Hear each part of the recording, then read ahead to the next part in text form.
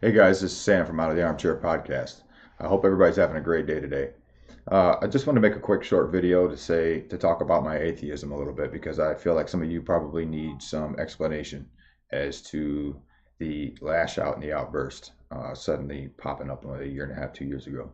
So if you follow me on Facebook a lot and you maybe watch some of the podcasts or whatever, you know that I like to talk about evolution and scientific research and just kind of explore, the universe, the cosmos, even sometimes quantum theory, even though I don't understand quantum theory at all.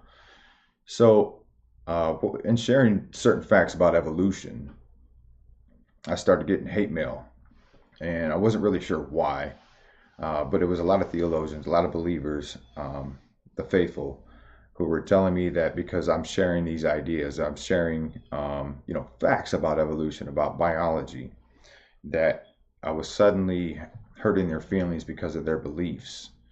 I even think the term microaggression was used. And so it was kind of like they were saying they were trying to place a filter on what I could talk about. And if you know me, free speech is a big, huge deal to me. Without a platform to be able to discuss ideas, it's hard to find the bad ones and discard them, right? Or discredit them.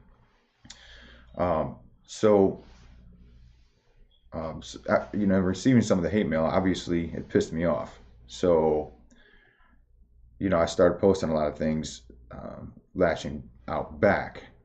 And you'll never see me go on somebody's post where they're talking about their beliefs and try to talk them out of that, or try to attack their idea right there where they're at. That's not something I tend to do. But what was happening was the opposite, where believers were coming to my post and attacking me for what I'm saying and the things that I'm posting. And that's wrong, right? It's wrong, and I recognize it's wrong. And you can see that because I don't do that. Even after that has been done to me, I still don't go on to believers' posts and say, hey man, that's bullshit. Quit spreading lies, or whatever it is that new atheists do. But I did lash out quite a bit because I felt like they were trying to chastise what I was able to talk about, and it pissed me off. So, I kind of let you guys have it for a while. And I don't apologize for it, not one bit.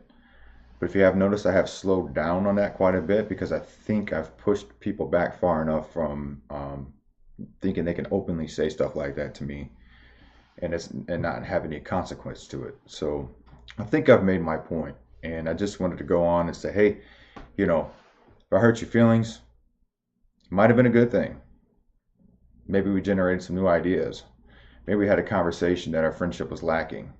I mean, I noticed a lot of people were really surprised to find out that I was an atheist, and even more so an anti-theist, and that I wouldn't want it to be true, even if it was. I would be horrified to find out that it was true, simply because of the things that go on in the world. But that's where I see things, and I would never try to sway anybody's belief system or break their belief system.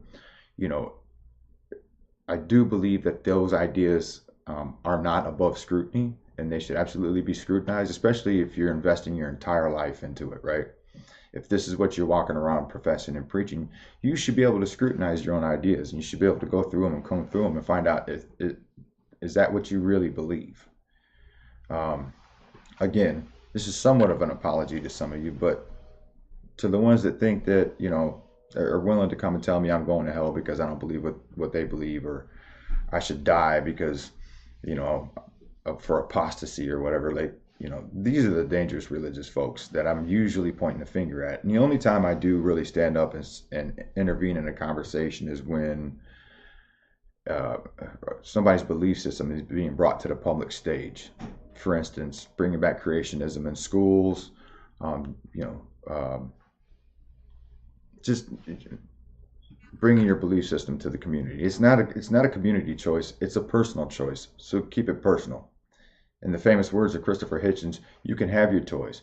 You can play with your toys, and you can play with your toys with other people who have toys that are like yours. But don't bring them to my house and make me to play with them, nor make my children to play with them.